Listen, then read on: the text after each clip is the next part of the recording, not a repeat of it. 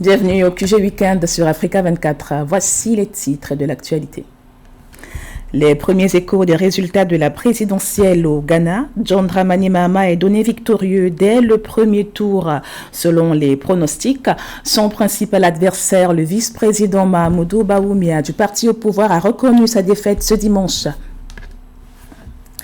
Fin de la Biennale des Arts à Dakar, la 15e édition s'est refermée ce samedi sous le thème de l'éveil, avec une forte participation des jeunes. L'événement portait aussi sur l'engagement pour un monde plus écologique.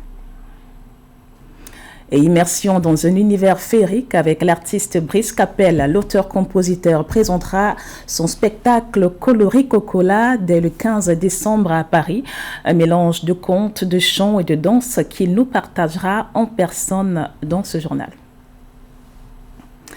Mais tout d'abord, lendemain d'élections générales au Ghana, victoire annoncée de l'ancien président John Mahama ce dimanche. Son rival, le vice-président Mahamudu Bawumia, vient de reconnaître sa défaite lors d'une conférence de presse depuis sa résidence. Le candidat du parti au pouvoir a déclaré qu'il a appelé son adversaire John Dramani Mahama pour le féliciter afin d'apaiser les tensions. Il a ajouté que le Congrès national démocratique, le NDC, le parti de John Dramani Mahama, avait également remporté les élections législatives. Le double scrutin présidentiel et législatif de ce samedi mettait face à face les deux hommes dans la course à la succession du président Nana Akufo-Addo. La commission électorale, seul organe habilité à publier les résultats, procède encore au décompte des votes et devrait fournir les chiffres provisoires de ce premier tour dans les prochaines heures. L'actualité, c'est aussi la nomination d'un nouveau chef du gouvernement au Burkina Faso. Le journaliste Rim Talba, Jean-Emmanuel Ouedraogo, a été nommé à la tête du gouvernement par le président du Faso au lendemain de la dissolution inattendue du gouvernement. Vendredi, le capitaine Ibrahim Traoré a limogé sans explication le Premier ministre et son équipe par décret présidentiel. Apollinaire Kielem de Tambela dirigeait le gouvernement depuis le putsch d'octobre 2022 et avait été reconduit 3 fois successives à la tête de l'équipe ministérielle. Pauline Minka. Le premier ministre burkinabé Apollinaire Joachim de Tambela a été limogé et son gouvernement a été dissous vendredi 6 décembre 2024 par le président de transition, le capitaine Ibrahim Traoré, selon un décret présidentiel. Aucune raison n'a été communiquée par le secrétaire général du gouvernement pour expliquer ou justifier cette dissolution du gouvernement. Le président du Faso, chef de l'État, vu la Constitution, vu la charte de la transition du 14 octobre 2022 et son modificatif du 25 mai 2024, décrète. Article 1. Il est mis fin aux fonctions du Premier ministre. Article 2. Le gouvernement est dissous. Nommé au poste de Premier ministre en octobre 2022, à la suite d'un coup d'État porté par le capitaine Traoré en septembre de la même année, Apollinaire Joachim de Tambela a dirigé 3 gouvernements successifs. Le Premier ministre au Burkina, comme dans les pays de la Confédération de l'AES, n'ont pas beaucoup d'importance pour la symbolique qui peuvent être là. La lutte contre l'insécurité devrait être la priorité et se donner les moyens plutôt que de limoger ou pas un Premier ministre. Malgré la dissolution du gouvernement, les ministres actuels resteront en fonction pour expédier les affaires courantes jusqu'à la nomination d'un nouveau gouvernement. Cette décision est un moyen de maintenir la stabilité politique à court terme, tout en préparant un remaniement stratégique pour mieux répondre aux besoins du pays, selon certains experts. Rideau sur l'édition 2024 de la Biennale des Arts de Dakar. Cette 15e édition, placée sous le thème de l'éveil, a rassemblé plusieurs pointures des arts contemporains du continent et de la diaspora. L'événement portait surtout sur l'empreinte de l'innovation et de la créativité africaine et proposait des fenêtres sur des questions mondiales urgentes comme l'écologie, l'urbanisation, la déforestation et les inégalités sociales. Reportage à Dakar, signé Fatmagnan. L'édition 2024 de la Biennale de Dakar a mis en lumière l'enthousiasme grandissant des jeunes pour l'art, illustré par leur présence marquée et leurs échanges dynamiques avec les œuvres exposées. Cet engouement s'explique par un désir de s'immerger dans des expériences artistiques enrichissantes. Tout ce qui est art, ça me passionne. Du coup, je suis venue pour voir comment ça fonctionne avec l'art et avec l'histoire également, parce que l'histoire est importante à savoir, l'histoire elle est importante à acquérir, parce que ça permet de se connaître. Et quand on se connaît, on se développe. Et c'est pourquoi je suis venue avec notre directeur de ESCOA, École supérieure de commerce et d'administration, pour en savoir davantage et ainsi avoir plus de connaissances. Cette édition de la Biennale a non seulement célébré l'art africain, mais a aussi renforcé le dialogue intergénérationnel, promettant un avenir florissant pour la scène artistique du continent. Les organisateurs et artistes ont également salué cette participation, reconnaissant l'importance de captiver et d'inspirer la jeune génération. Chaque jour qu'on était au musée ici, et même au Biennale, même plus, on a noté la présence des jeunes qui semblent très intéressés et aussi quelque chose quand même qui m'a fait rire, que chacun avait son téléphone et qui prenait des pauses. Donc c'était intéressant, ça fait partie d'une culture très visuelle au Sénégal. Sous le thème de Wake, symbolisant l'éveil, la 15e édition de la Biennale de Dakar s'est tenue du 7 novembre au 7 décembre 2024 dans la capitale sénégalaise, explorant la réinvention de la scène artistique africaine contemporaine. Cet événement prestigieux a réuni des artistes du continent et de la diaspora, mettant en avant leur créativité et leur innovation à travers diverses formes d'art. Et restons dans la création avec l'univers enchanté de Brice Capel. Cet artiste, auteur, compositeur multidimensionnel vous propose une immersion dans un monde joyeux avec Coloris Cocola dès le 15 décembre au Babour Sauvage à Paris. Le spectacle interactif fait converger plusieurs types d'art vivants comme le conte, le chant, la danse ou encore le mime. Une combinaison originale qui porte une ambition aussi ludique qu'éducative. Éteindre les écrans et stimuler l'imagination des enfants et des adultes.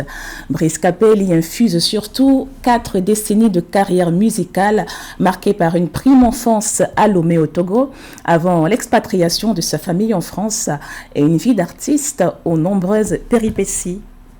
Brice Capel, bonjour. Bonjour. Alors vous êtes en tournée actuellement avec un spectacle écrit il y a presque 30 ans déjà, voilà. Coloris Cocola. Qu'est-ce qui nous attend dans cette féerie? Alors, c'est l'histoire de 4 enfants qui veulent aller dans un monde qui s'appelle Coloris Cocola à 200 000 km dans le ciel.